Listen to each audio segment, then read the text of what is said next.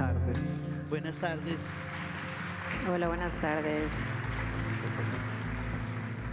Bueno, yo soy Giuseppe Caputo y para mí es una gran alegría estar hoy con Natalia Santa y Diana Uribe para hablar y sobre todo celebrar esa gran novela que es Cien años de soledad de Gabriel García Márquez y su adaptación a serie que está pronto por estrenarse la segunda temporada. Natalia Santa es directora de cine, dirigió la película La defensa del dragón y es la cabeza de guionistas de la serie. Bueno, y a Diana Uribe ustedes la conocen perfectamente, divulgadora histórica, podcastera, locutora y bueno, son 100 años de soledad, 1 hora de charla, entonces nos ponemos manos a la obra para empezar a hablar. Lo primero es decirles que Diana y yo ya vimos los 7 primeros capítulos de esta segunda temporada. Diana estuvo en el set de la serie, estuvo en el Macondo hecho para la serie y que, bueno, esa experiencia también va a estar teniendo la charla. ¿Qué les diría?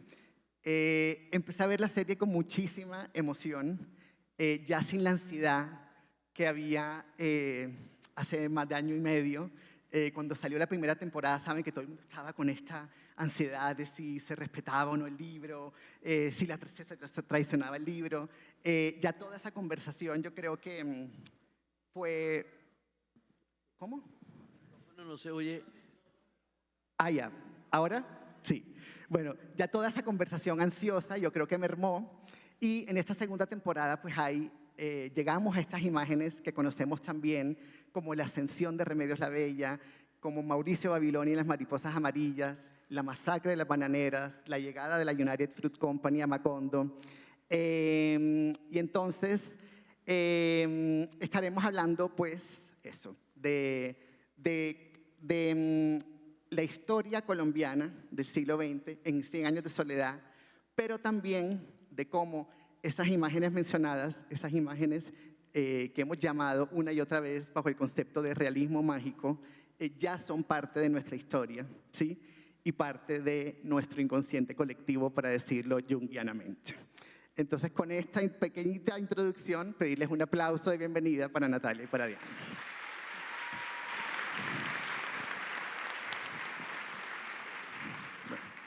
Un primer tema que me gustaría tocar con ustedes es la llegada del conservadurismo a Macondo y la paulatina politización del coronel Aureliano Buendía ante esa llegada del conservadurismo, su decisión de participar en la lucha armada y luego la resistencia a firmar un armisticio y luego la decisión de firmar la paz. Pero hay una cosa que yo quiero contar antes y es, pues en Natalia recae la responsabilidad más grande de todas, que es la decisión de los guiones. Entonces, ¿cómo deciden ustedes mostrar eso en la serie? Bueno, gracias por esa pregunta porque no recae en mí solamente. Hay un grupo de guionistas que yo lideré, pero que trabajamos de la mano también con el equipo de dirección, con el equipo de diseño de vestuario, el equipo de diseño de producción, que son los que construyeron Macondo. Entonces, yo diría que hay una reinterpretación colectiva de la obra, no fuimos solo nosotros. De hecho, los guionistas, que los quiero nombrar, María Camila Arias, Albatros González, Camila Brujés y yo, cuando llegamos a empezar la adaptación, que había tenido una primera versión de José Rivera, lo primero que nos entregan es un dossier hecho por los diseñadores de producción, mostrándonos Macondo. Macondo ya estaba diseñado a partir de la novela y había como una especie de juego de video en el que tú te podías meter por ese diseño de Macondo y ver cómo estaba la primera etapa de Macondo cuando apenas lo fundaron, cómo crece en la segunda etapa, la tercera etapa, dónde está el teatro, dónde está La Casa Buendía. Entonces ya había una investigación enorme antes de que nosotras llegáramos, y de alguna manera eso nos llevó también de la mano a tomar decisiones de qué podíamos y qué no podíamos contar en la novela, de qué podíamos adaptar, que se contaba en la novela en unos espacios, y adaptarlo a otros espacios porque ya estaban construidos o se iba a construir ese Macondo. Entonces fueron decisiones muy discutidas con los directores, tanto en la primera como en la segunda temporada sobre todo con Laura Mora, y con todo el equipo que tenía que reinterpretar esa novela para que fuera visual, ¿no? Y luego pues entender que es otro lenguaje, que es una traducción a otro lenguaje, y que en esa traducción había cosas que podían adaptarse y cosas que no podían adaptarse. Teníamos la única directriz que teníamos era un límite de 16 episodios, 2 temporadas o 2 partes de 8 episodios cada una, y que fuera narrada linealmente. De resto, podíamos ser libres en la adaptación, pero teníamos que decidir qué cosas iban y qué no, porque pues no cabía toda la novela, y tampoco toda la novela era susceptible de ser transformada a lenguaje audiovisual. Entonces, todas estas personas tomamos las decisiones que llevaron a la serie que ustedes vieron y que van a ver en la segunda temporada. Pues yo tuve la gran oportunidad de ver el set hace un año, cuando me llevaron justo 3 días antes de mi cumpleaños, lo que lo tomé como el inicio de las celebraciones. Fue maravilloso porque estaba en el momento exacto de la narración. Entonces el pueblo ya estaba envejecido, pero la oficina de la compañía bananera era nueva porque acababa de llegar. Entonces era lo único que tenía una pintura fresca. Nos llevaron al tren, nos mostraron las más de 1000 árboles de palmas de banano que se filmaron para poder tomar el gallinero electrificado. En ese momento la gente del set no estaba, porque estaban directamente en las bananeras filmando la matanza de las bananeras. Eso se filma en el lugar real donde sucedió. Entonces se veía todo, se veía el teatro, se veía la historia, lo que va a ser Petra Cotes. Entonces primero entrar en ese set donde está el vestuario, donde está todo, y con una directora de arte que tenía palabra por palabra e imagen por imagen lo que se estaba construyendo. Entonces eso ya me genera una gran expectativa y una cosa increíble. Eso fue un vuelo de 6 de la mañana para regresarnos a las 6 de la tarde. Y empieza la temporada y veo yo al coronel perdido en las guerras. O sea, el coronel se mete por un acto mínimo de justicia social, pero la guerra lo devora, la guerra se lo come, la guerra lo ciega. Hay un momento en el último capítulo de la primera temporada que ella dice: finalmente sí terminamos pariendo monstruos, cuando se da cuenta que él está más allá de la propia compasión que en un momento dado lo llevó a la guerra.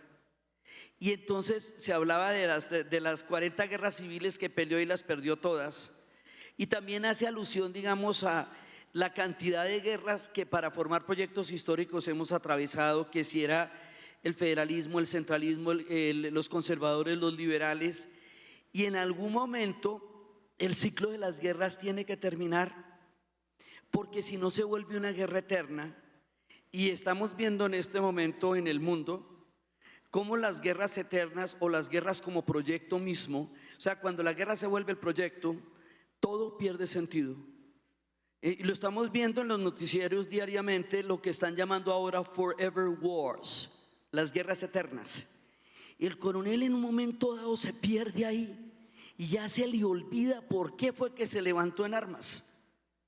Y cuando llega a hacer el amnisticio, en alguna parte de su cabeza entiende que se metió en un loop bélico del cual él mismo no podía salir. Y eso sí, como en TNT, pasa en las películas y pasa en la realidad.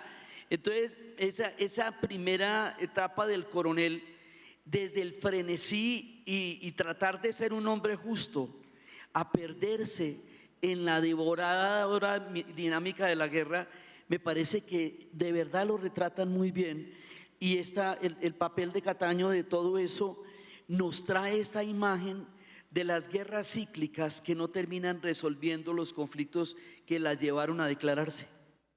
Cuéntanos, Natalia, las decisiones, el tipo de conversación que tenían a la hora de pensar cómo se reelaboraba esta guerra eterna. Pues para nosotros lo más importante al estructurar ambas temporadas era el arco de los personajes, ¿no? Se estructuraron sobre el arco de los personajes. María Camila Arias hizo un análisis muy juicioso de la obra, de los temas y de cómo podíamos estructurar las dos temporadas alrededor de los arcos de los personajes.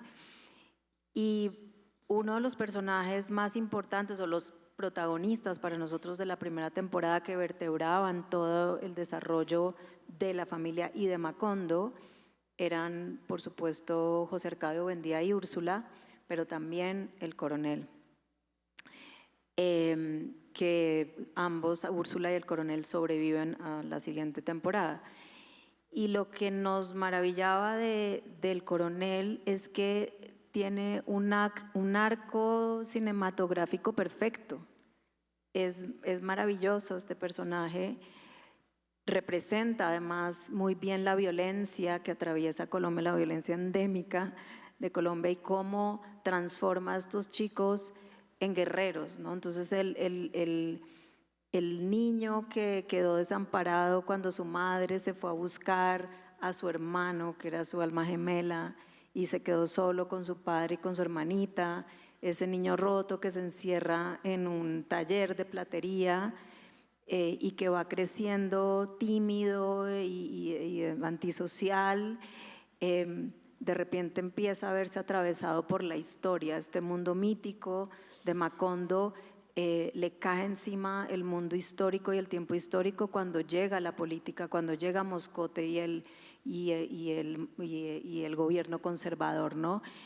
Y ahí empieza a deshacerse este mundo ideal, y el coronel, bueno, primero es atravesado por el amor y luego es atravesado por la guerra, por la injusticia. Cuando él ve la injusticia, él dice, tenemos que armarnos, se arma para hacer justicia, y luego en ese afán de hacer justicia se pierde y se da cuenta que está peleando por orgullo al final, ¿no? Se pierde, como dices tú, y luego este gran caudillo, ¿no? En este país de caudillos se va transformando en un tirano, como Moncada le dice, te convertiste en lo que más odiabas, y luego pierde su propósito y termina como un viejo patético, encerrado, como empezó, como un hombre incapaz de socializar, encerrado con sus pescaditos de oro, y su último momento, lo hablábamos, ¿no? Vuelve a ser un niño. Entonces es un arco maravilloso que retrata a nuestro país, que retrata a los guerreros que han sido atravesados por la violencia sin quererlo, y que para nosotros era la columna vertebral de la primera temporada y de buena parte de la segunda. Bueno, ahí Diana vino con los pescaditos de oro, si no se alcanza a ver desde por ahí. El coronel Aureliano Buendía, si bien termina tan aislado y patético como tú dices, también sigue denunciando el conservadurismo dentro de la propia casa, que eso es algo que, bueno, la novela siempre está conectando, ¿no?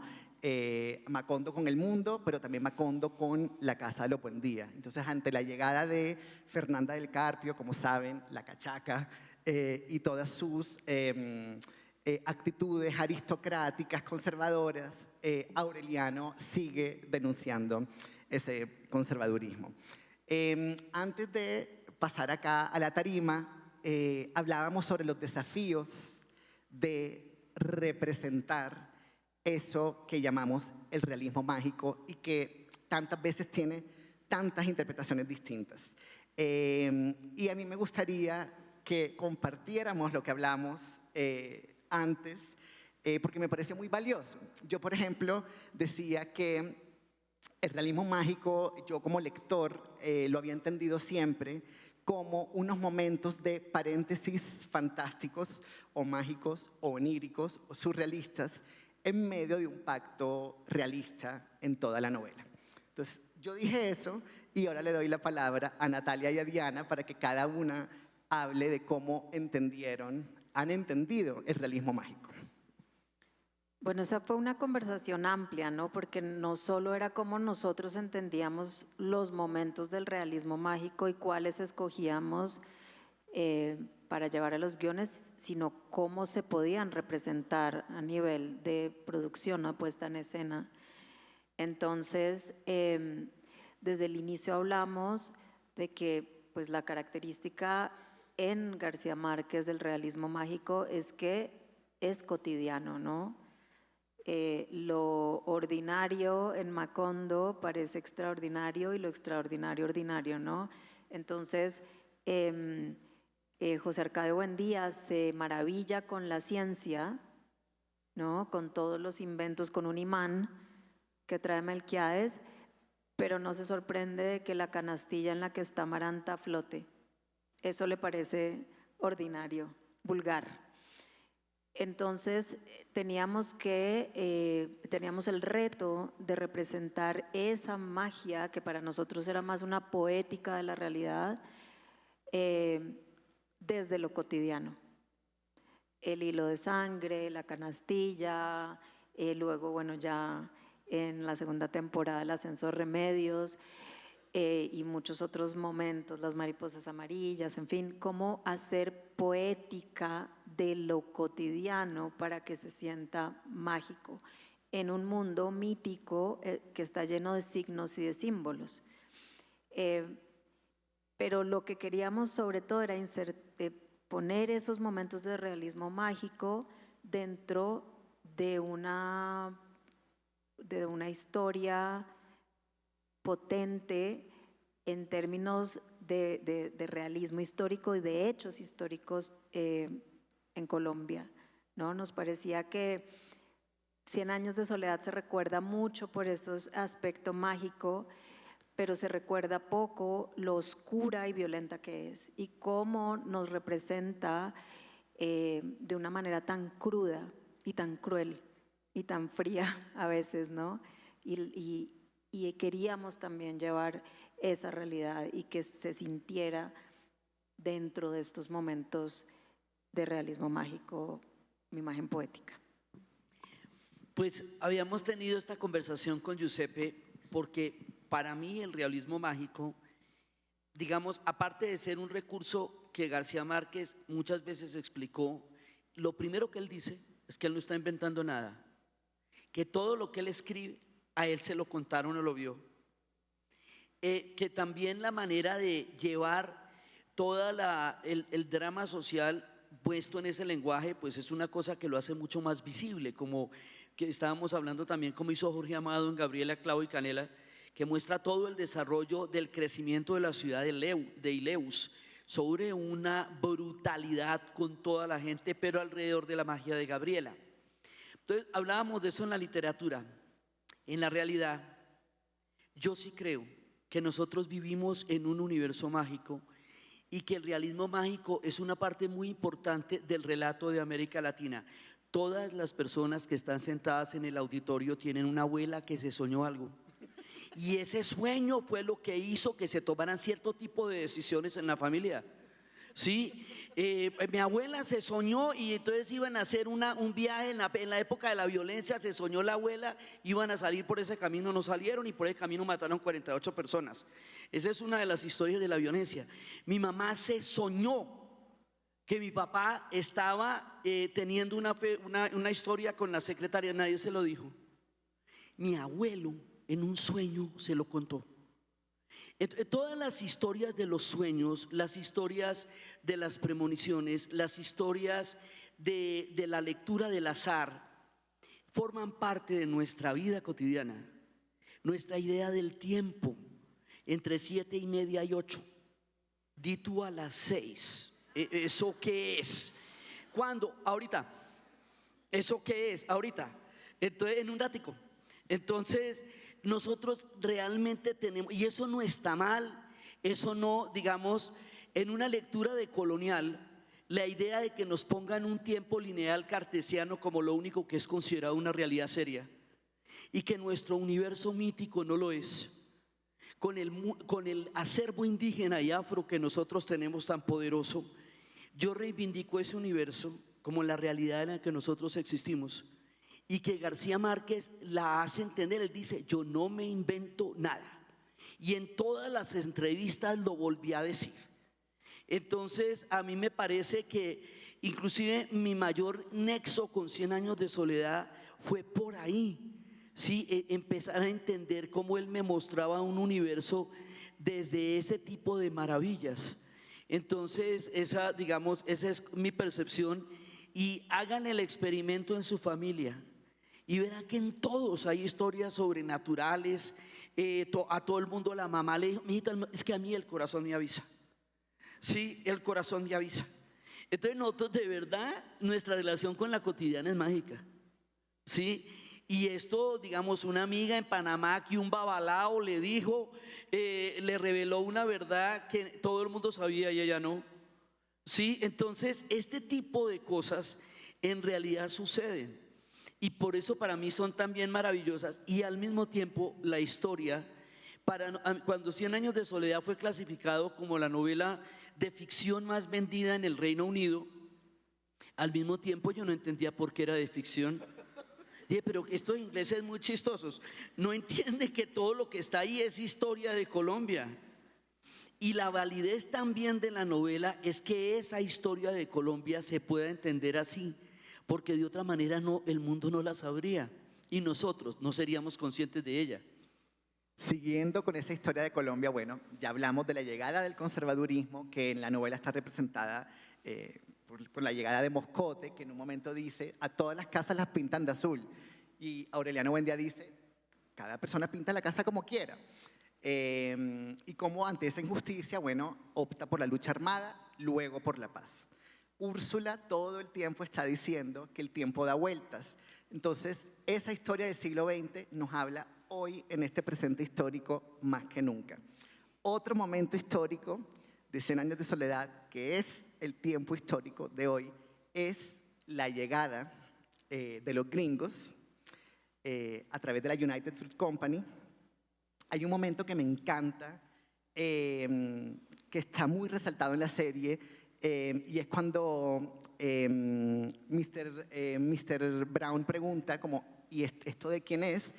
Y José Arcadio le dice: no, pues de todos. Y cómo esa oración tan sencilla desnaturaliza la propiedad privada.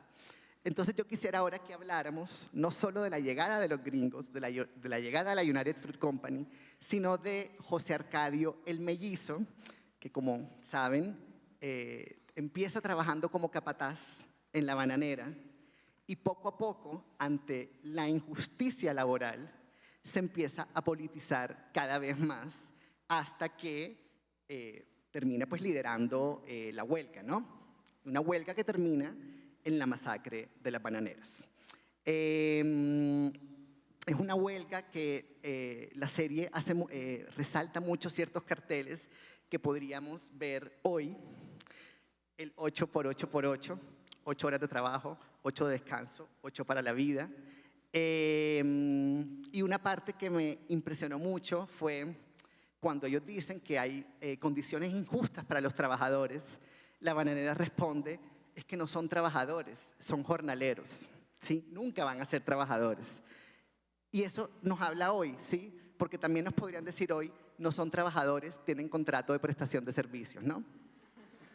Entonces, les lanzo la pregunta, demos la vuelta y entonces ahora empieza Diana. Bueno, hablando de la historia del siglo XX en 100 años de soledad, eso corresponde a todo el movimiento de los años 30, cuando empiezan todo el movimiento sindical y socialista en Colombia. Es toda la época de los inconformes, de María Cano, de Torres Giraldo, y de Tomás Uribe Márquez, cuando se va haciendo toda esa, digamos, toda esa conciencia histórica del sindicalismo que viene del movimiento mundial del sindicalismo, y es cómo llega a Colombia. Pero el tema de las 8-8 es que a finales del siglo XIX en Chicago unos trabajadores hicieron una huelga para que se estableciera la jornada de 8 horas. ¿Por qué? Porque las jornadas eran de 16 horas, las jornadas podían ser de 20 horas. porque no había dominicales, ni festivos, ni descansos, sino que la gente trabajaba hasta morir en la Revolución Industrial. Entonces, para reglamentar que el tiempo de trabajo también dejara un tiempo de vida, se hizo una huelga en Chicago, y la huelga se llamaba 888, la jornada de las 8 horas. A ellos los mataron, a los trabajadores que hicieron esa huelga en Chicago los mataron, y por eso se conmemora el 1 de mayo, por los trabajadores de Chicago. Entonces, lo que hace la gente de las bananeras simple y llanamente es traer la historia de los trabajadores de Chicago con los mismos resultados. Y en la serie esto está hecho con tal fidelidad histórica que es casi documental, sin dejar de ser en ese universo delirante macondiano, porque el pliego es exactamente el pliego que se pasó en la realidad en la bananera. Entonces se van a encontrar con el relato cuando se toca de verdad, nariz a nariz con la realidad. Y eso es una de las partes que es fascinante de esta segunda parte, que es cómo la historia nos va llevando en su camino y cómo lo hacen de una manera tan veraz, sin romper el universo mágico en el cual está metido toda la historia. Pero es básicamente eso, la llegada en los años 30 de todos los movimientos que se estaban forjando en el mundo, y cómo los resultados son los mismos en Chicago que en la bananera, hasta que se creó la jornada de las 8 horas. Cuando trabajen horas extras, recuérdenlo. ¿Qué hora está? ¿Tú quieres decir algo sobre todo ese episodio, Natalia? Pues, ¿qué les digo? Yo escribí el episodio Las Bananeras, hablamos mucho con Laura Mora, que fue quien lo dirigió, sobre cómo representarlo. Teníamos la claridad de que tenía que ser muy fiel a la realidad, como dices, el pliego de peticiones lo estudiamos, están las palabras que usaron los trabajadores, está representado visualmente, como están montones de fotografías que documentaron el movimiento sindical de esa época. Digamos que muchas cosas que están insertas en la novela pueden parecer exageraciones y pueden parecer mito, pero la masacre de las bananeras no lo fue, y hay documentos que certifican la participación del gobierno de Estados Unidos, como nuestro propio ejército disparó contra los trabajadores. No tuvieron que ser ni siquiera los gringos los que lo hicieron, no lo hablábamos, fue el propio ejército en defensa de los intereses norteamericanos quienes disparan contra los trabajadores que estaban pidiendo, como dice Diana, pues los derechos básicos de los primeros movimientos que reclamaban los primeros movimientos sindicales. Entonces sí que queríamos darle ese peso a la realidad, pero Laura logra insertarlo en una poética de la imagen para representar ese hecho tan violento con una belleza y con una sensibilidad extraordinarias. Entonces creo que se logró, es uno de los episodios más duros, pero también más bellos de la segunda temporada, y teníamos un reto, una responsabilidad enorme y lo sabíamos. Yo quería añadir una cosa: cuando una escena de esas se filma en el cine, o cuando una historia de esas se cuenta en la literatura, el mundo la ve. Y entonces lo que pasa con las negaciones de la historia hace que la literatura la recupere. Le estaba poniendo a Giuseppe el ejemplo de la novela, de la película de Cuarón, Roma. La película de Cuarón es un homenaje a la Roma de su infancia, la colonia Roma en la Ciudad de México, en el DF. Pero hay un momento en que una de las mujeres que trabaja para el servicio doméstico se enamora de un hombre, la deja embarazada y le pega la abandonada más dura que yo he visto en el cine. Él dice que va al baño y la deja tirada en el teatro y nunca más lo vuelve a ver. Eso duele nomás contarlo. Y cuando ella lo va a buscar, encuentra que él está en una formación militar, preparándose para una matanza que hubo en México que se llama el Halconazo. Esa matanza sucedió después de la matanza de Tlatelolco en el 68, pero como ya habían pasado las Olimpiadas y ya había pasado el Mundial de México 70, las cámaras del mundo ya no estaban en México. Eso nunca se supo, y eso fue en una ciudad alterna, no fue en el DF. Una película como Roma te dice que hubo un halconazo. Un libro como 100 años de soledad y una serie te dice qué sucedió en la matanza de las bananeras. El papel de la memoria, de la literatura y del cine es muy importante y nos pone, mucha gente no lo sabe en el mundo, pero lo sabrá cuando vea la película y lea 100 años de soledad, y eso me parece que tiene un gran valor. Yo quisiera... Perdón, es que tú tuviste una reflexión muy interesante cuando hablamos de que al final en la novela, después de la masacre, cuando va a empezar el diluvio, dicen acá no ha pasado nada, acá nunca pasó nada, ¿no? Y tú tenías una reflexión muy interesante sobre las masacres en Colombia que tienen unas En el mundo, o sea, características. generalmente las masacres tienen una estructura que se anuncian, que se realizan y que se niegan. Y esto no solamente en Colombia, en el mundo entero. O sea, y después dicen, o sea, fíjate que todavía nos estamos preguntando por el genocidio armenio, todavía nos estamos preguntando por Bosnia-Herzegovina, todavía nos estamos preguntando por Gaza, nos estamos preguntando por un montón de hechos que con el tiempo se van a negar, pero que sí sucedieron. Entonces, esto es una constante en la historia, se repite como un ciclo, y en la novela es simplemente, aquí no ha pasado nada. Entonces, por eso es la importancia de la memoria histórica, porque normalmente este tipo de hechos se niegan como si nunca hubieran ocurrido. Yo esto quisiera agregar que es muy fácil, ante la representación de la violencia, es muy fácil hacerlo mal. Sí, es muy fácil espectacularizar la violencia, fetichizarla, regodearse en la violencia. Y Laura Mora me parece una gran artista, porque las dos masacres que están representadas en esta segunda temporada, una masacre en el carnaval y la masacre de las bananeras, están hechas, como decía Natalia, con una gran sensibilidad que sin espectacularizar la violencia logra mostrarla en su absoluta crudeza, pero además provoca el sentimiento de irrealidad ante ese mal, ¿sí? O sea, la escena desnaturaliza, ¿sí?, la violencia estatal contra la gente, ¿sí? Y esa misma escena le habla a la violencia estatal contra las protestas sociales hoy, por ejemplo. Y yo también quisiera reiterar también de tantas cosas que se pueden, digamos, resaltar, la actuación de Julián Román, cuando dice una y otra vez, había hombres, mujeres, niños, con la voz partida, y es una oración que se repite y que eso transmite ese sentimiento de irrealidad de lo que pasó. A él le dicen, aquí no ha pasado nada, aquí no ha pasado nada, y sin embargo hoy estamos hablando de la masacre de las bananeras. Sabemos por eso cómo el arte, como decía Diana, como decía Natalia, restituyen la memoria histórica y deshumilla. El arte ayuda a deshumillar. Yo ahora quisiera hablar de las mujeres de la serie.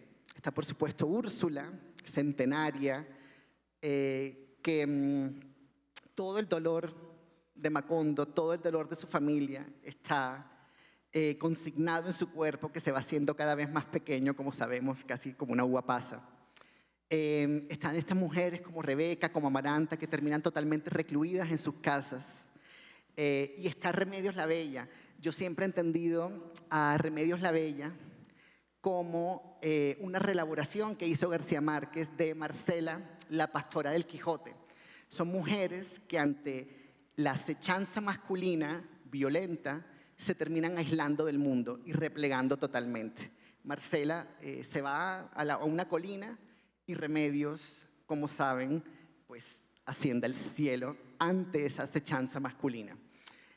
Hablemos de esas mujeres porque no solamente son mujeres aisladas o solas y tristes, sino que son mujeres muy fuertes y mujeres que dignifican no solo a la familia, sino pues, a todo el pueblo. Pues para mí, Úrsula Iguarán es el personaje que más me gusta de la serie, porque Úrsula es la resiliencia. Úrsula está vendiendo pescaditos de caramelo mientras José Arcadio está loco buscando la redondez de la tierra, y ella es la que hace que la familia come.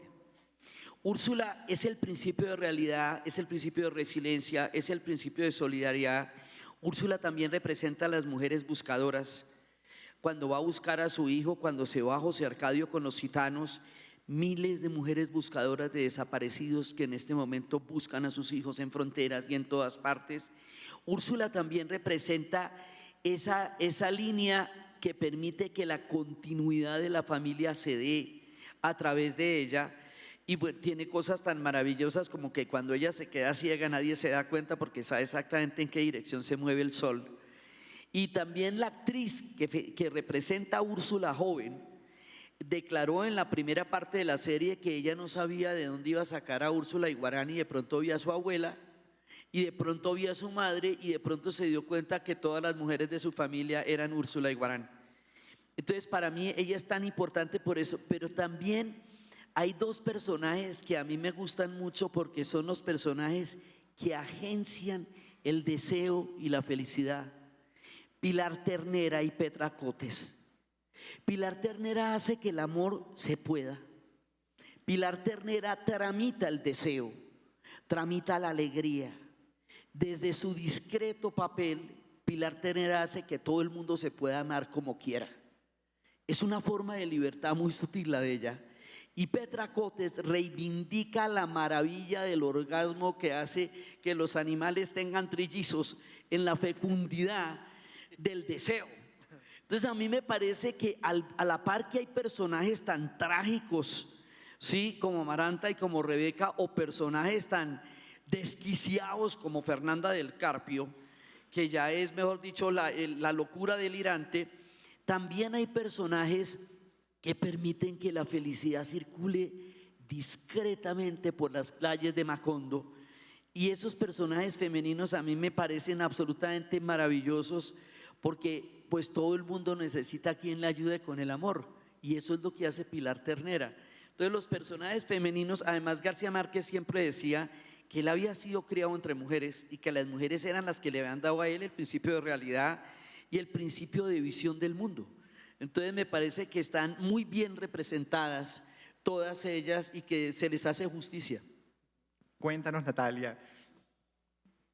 Sí, Úrsula, por supuesto, es otra de estas líneas que enlazan todas las líneas secundarias de la novela, que es además el centro de esta familia. Y como el centro de esta familia también representa un poco el centro y el polo a tierra del pueblo de Macondo, ¿no? Y ella siempre está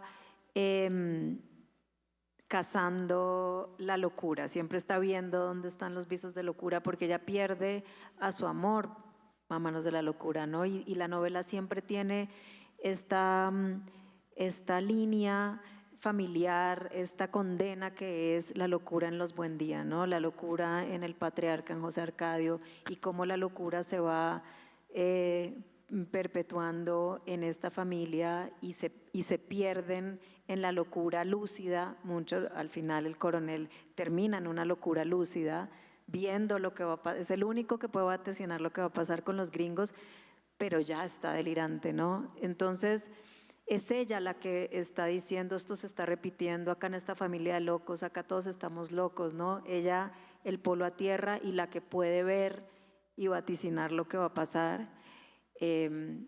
Para nosotros, por supuesto, era un personaje súper importante. Intentamos además darle mucho más protagonismo del que tiene en la novela en las primeras páginas. Entonces en la primera temporada nos inventamos cosas para tenerla un poco más presente, o situaciones que pasaban sin ella la tuvimos presente y la tuvimos hablando para que estuviera ahí con esa fuerza que luego tiene en la novela hacia el final, tenerla así desde el principio. Y luego en la segunda temporada le llega un antagonista que es súper interesante, que es Fernanda del Carpio, que en principio la única que recibe a Fernanda del Carpio amorosamente en esa familia, a esta cachaca, a esta pobre niña, más papista que el papa, monja, pacata, la única que la recibe con los brazos abiertos es Úrsula.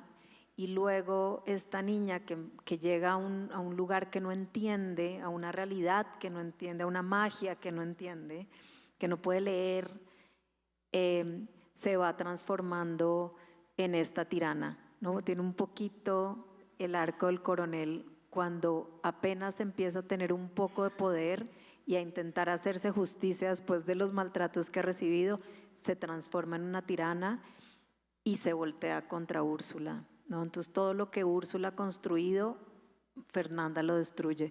Pero entender a esta niña que llega engañada a Macondo, que vuelve con la promesa del amor, un amor que nuevamente les esquivo en esta familia condenada al desamor, porque su esposo Aureliano II se va con Petracotes y la desgracia. Entonces, es como esta niña se va transformando a fuerza de golpes en este monstruo. Y es un personaje que me parece bellísimo porque termina sumida también en la locura, en el delirio de lo que no fue, de esa vida que soñó. Ella quiso ser feliz y no pudo en este mundo condenado a la soledad. Y entonces terminar en ese delirio de esa vida que no tuvo, en esa historia que se siguió contando, como dice García Márquez, crear la realidad para poder habitarla y para poder soportarla. Ella se creaba su realidad.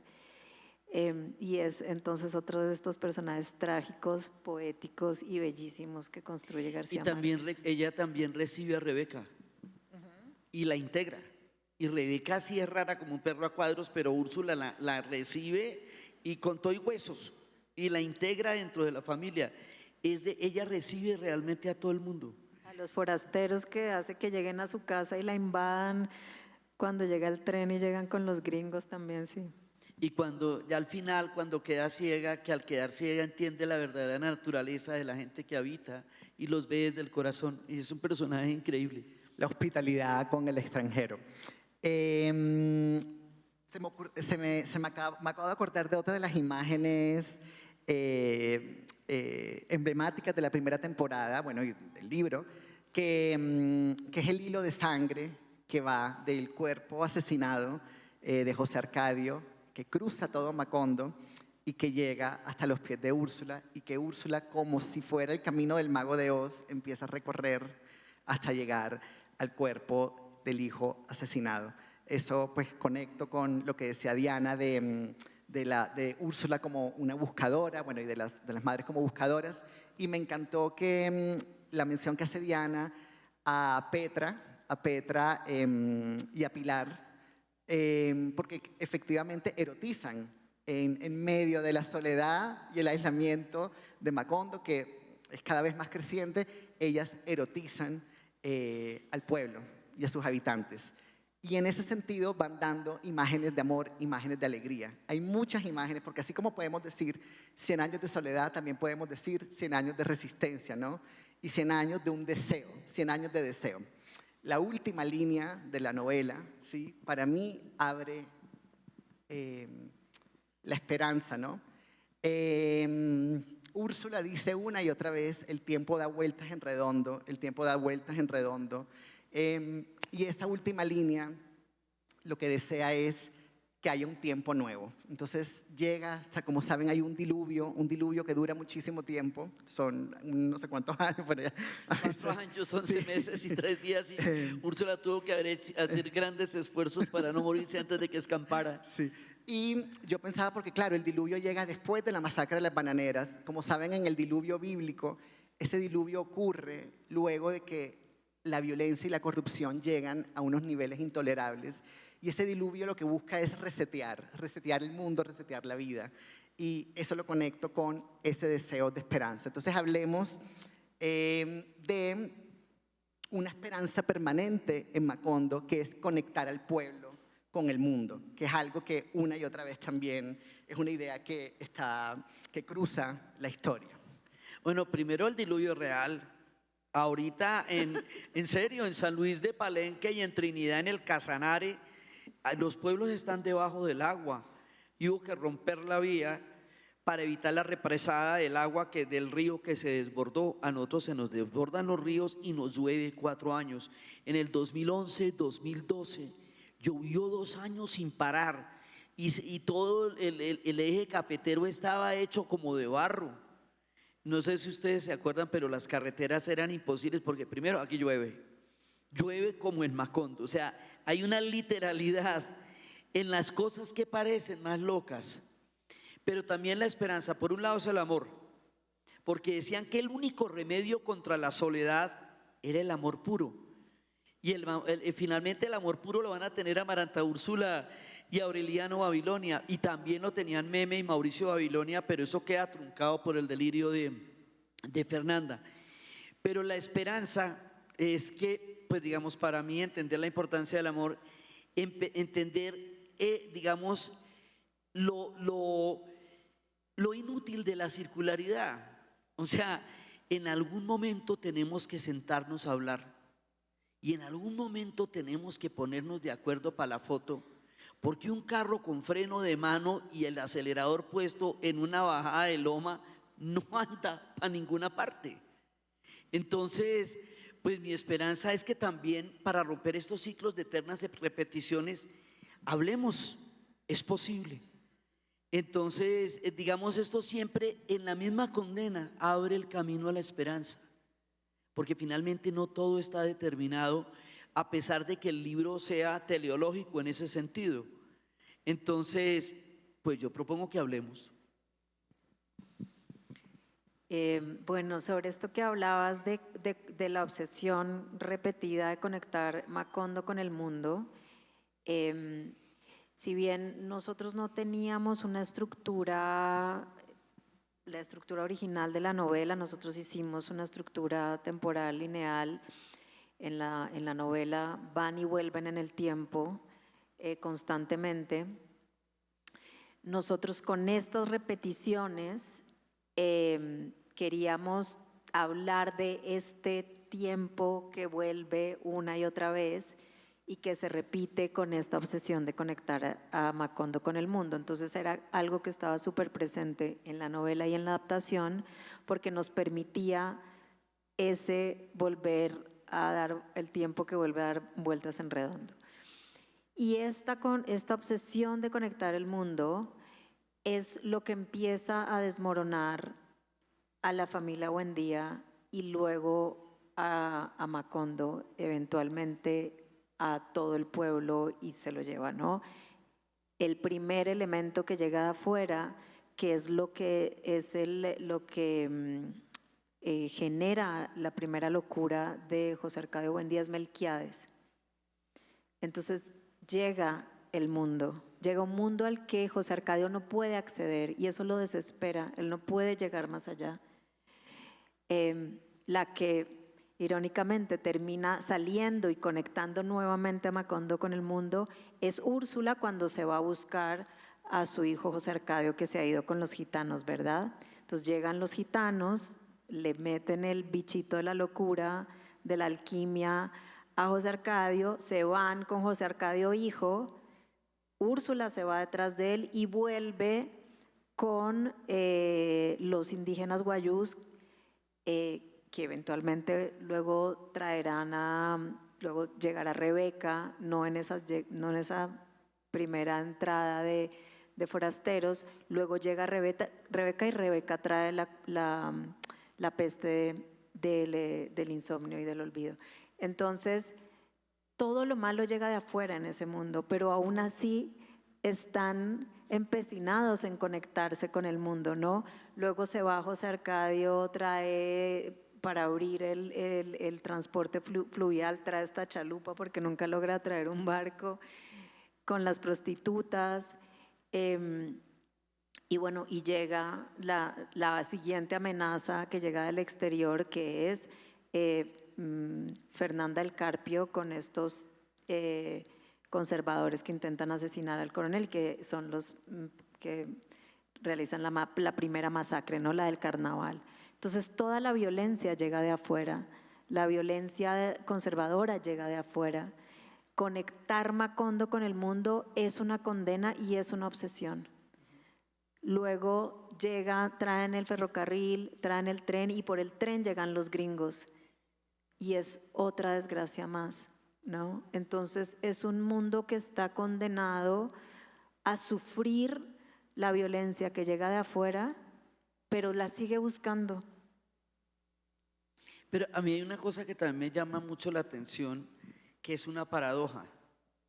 Nosotros, Colombia como país, estamos en una situación geográfica única y privilegiada. Tenemos 2 océanos, conectamos los continentes. Y sin embargo, esa sensación de aislamiento que siempre hemos tenido cuando estamos geográficamente hablando en la esquina del movimiento. O sea, cuando uno empieza a hacer historias geográficas sobre Colombia, esto está con el Chocó biogeográfico que llega hasta el Perú, esto está con los llanos que van a llegar hasta Venezuela. Estamos conectados por todas partes con todas las formas de geografía del continente, equidistantes de Canadá como de Argentina como de Ghana, si hubiera líneas directas. Y sin embargo, la sensación de aislamiento de que el mundo ocurre en otra parte. Yo he trabajado mucho tiempo para conectar a Colombia con el mundo, contándoles historias de las cosas que pasan por allá, ¿sí?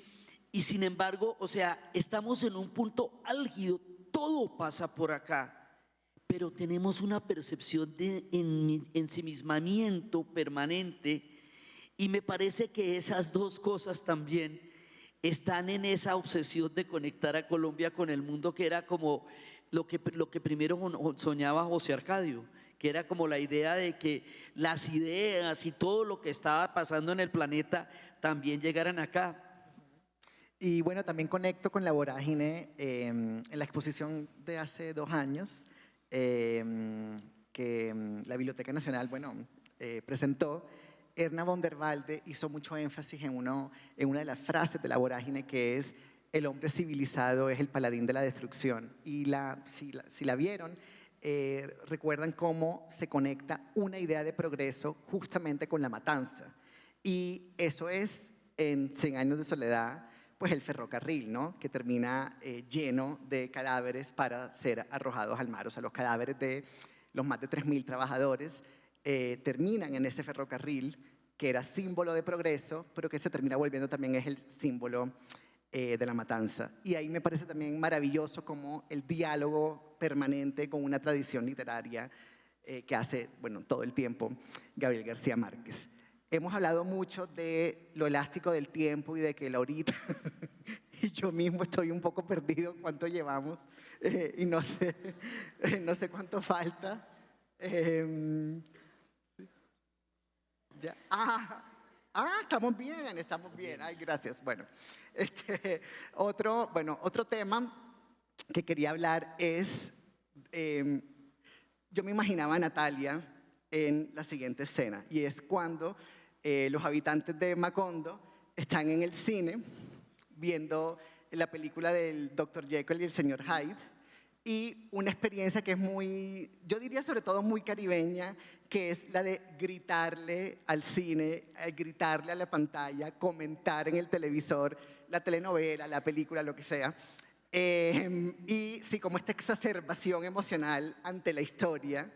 Y yo me imaginaba a los guionistas de la serie como ante esos gritos, como: pero eso no pasó así, pero te faltó esto, pero la escena era diferente, etc. Entonces, eso lo dejo por un lado, y por el otro lado retomo La peste del insomnio y del olvido, y contar cuando yo fui a Aracataca hace un par de años. Fui a dar un taller y me sorprendieron 2 cosas. Por un lado, que la omnipresencia evidente de García Márquez en el pueblo. Murales de García Márquez, de mariposas amarillas, la farmacia se llama Remedios la Bella, la biblioteca se llama Remedios la Bella, el hostal donde yo me quedé se llamaba Realismo Mágico, y cada habitación tenía el nombre de un personaje. A mí me tocó el de Petra. Entonces, por un lado eso. Por el otro lado, los chicos con los que trabajé realmente estaban muy desconectados de la obra de García Márquez. O sea, realmente sabían muy poquito y se sentía un desinterés. Y a mí me pareció, ahí yo retomé pensé en la peste del insomnio y del olvido, ¿no? Y yo he tenido como lector como una sensación de que García Márquez de muchas maneras lo enterramos en una sobreexposición y que como pasa con muchos clásicos, uno da por hecho que lo ha leído. Entonces yo quería retomar la imagen de la ansiedad en el cine y la gente gritándole en el cine cuando sale la serie, porque entonces yo tenía muchos amigos que decían, no la quiero ver porque me da miedo, ¿sí? Como de que traicionen el libro. Y a mí eso me pareció una forma de seguir sepultando el libro, porque esto es una lectura que se hace del libro y es una serie que reactivó una conversación sobre el libro, ¿sí? Que se estaba volviendo paisaje. Yo, por ejemplo, también pienso en las mariposas amarillas, que siempre están rodeando a Mauricio Babilonia, ¿sí? Las mariposas siempre están rodeando un cuerpo trabajador como el de Diana ahora, no están solas, ¿sí? Y esa manera de presentar las mariposas amarillas sin ese cuerpo trabajador que trabaja en la bananera, donde luego ocurre la masacre, a mí me parece que es una forma de desactivar política y estéticamente el libro. Esta serie para mí reactiva políticamente y estéticamente un legado tan importante como el de García Márquez. Con esto quisiera entonces abrir la conversación para que hablemos de la lectura que es en sí misma la serie sobre la novela y de todas las ansiedades posibles, de todas esas imágenes que me imagino de personas comentando mientras escribías el guión, la serie.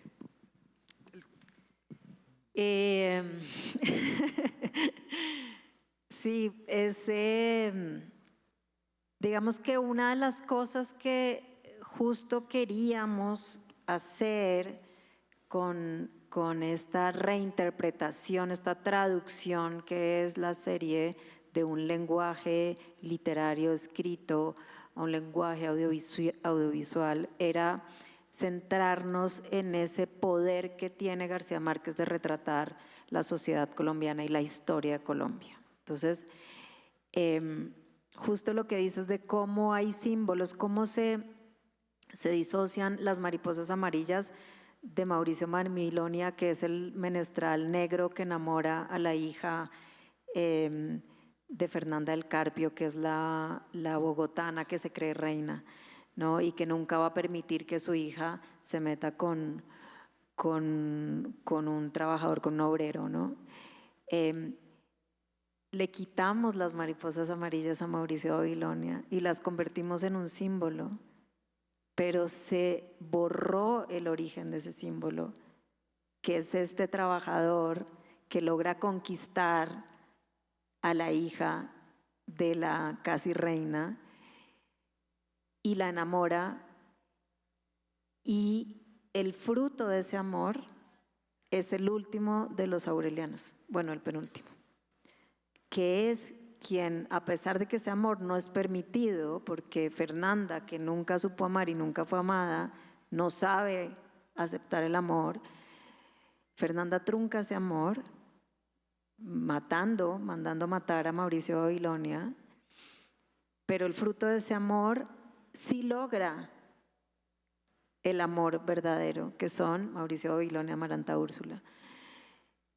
Hay un símbolo hermoso en este hombre negro, en este trabajador, que es el único que logra el verdadero amor de esta familia y se ha borrado. Y como eso, muchos otros elementos oscuros, reveladores de nuestra sociedad, violentos, se han borrado. Y si bien porque también García Márquez o la novela es una novela compleja con demasiados elementos, demasiadas historias, demasiados nombres repetidos, demasiadas figuras, imágenes y cosas por decir, pues retenemos pocas de todo eso, ¿no? Y queríamos rescatar el poder que tiene, la vigencia que tiene, la profundidad que tiene la obra.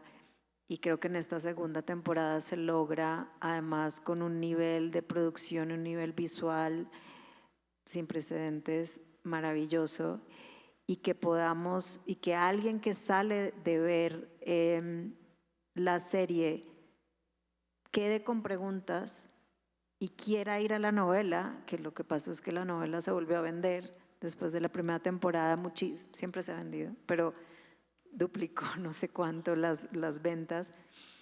Si alguien sale con esa pregunta y con esa inquietud, logramos conectarlos o reconectarlos con esta obra maestra que sí, es verdad, estaba un poco enterrada y como que parecía algo que ya no nos podía hablar a esta generación y nos sigue pudiendo hablar de una manera clara y directa de la sociedad que somos y luminosa también, ¿no? Porque justo estos personajes que reivindicas, como Petra Cotes, como Pilar Ternera, que hablan del deseo, que hablan del amor, cómo el amor es lo único que puede rescatar a esta familia de la soledad, de la condena.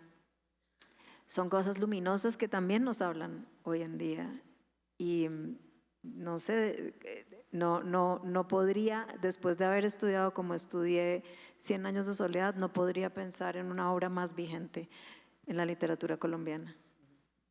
Hay detalles muy bonitos, ¿no? Cuando a mí siempre me impresionó mucho en la lectura del libro y en la serie está, cuando entra Meme con un pretexto a hablar con Mauricio Babilonia por primera vez y él la mira y le dice: no se preocupe, no es la primera mujer que se vuelve loca por un hombre. O sea, derechito, ella le iba a preguntar cualquier cosa y él inmediatamente se la pilla y empieza el romance.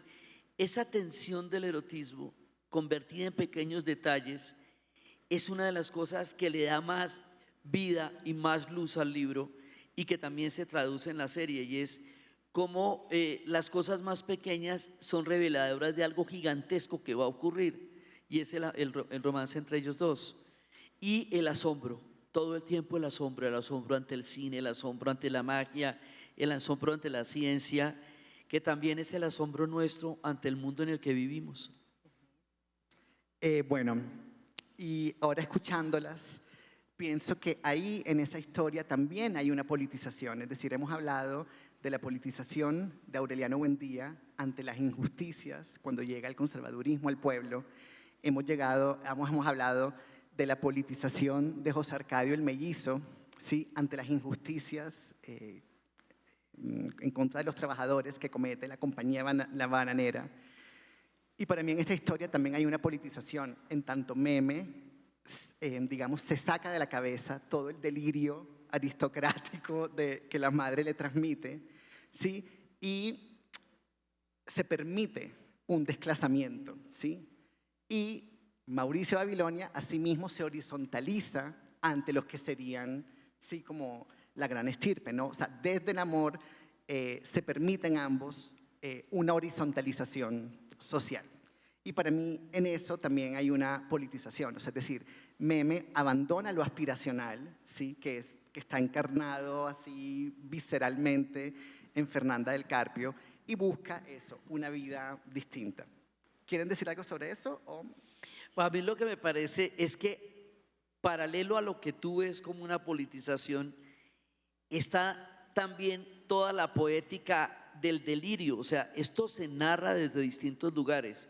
Cuando Fernanda del Carpio le echa esa retahíla de 3 días seguidos a Aureliano, que le dice que ella, el conde de Marlborough había escrito que sus manos estaban hechas solamente para tocar el clavecín, ella que sí sabía qué hacer con ese pares de cubiertos, para que el montuno de Aureliano le dijera que eso no eran cosas de cristianos sino de 100 pies, y empieza a contar todo aquello para lo cual ella fue hecha, ¿sí?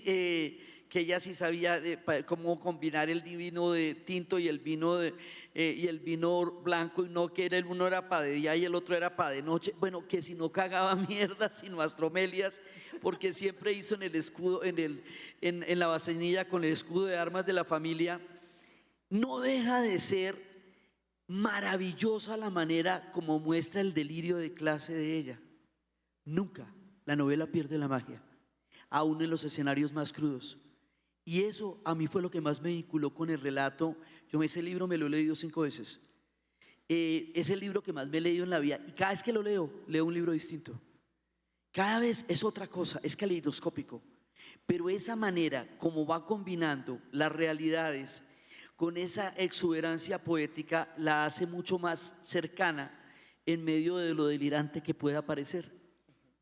Bueno, para terminar, una última pregunta.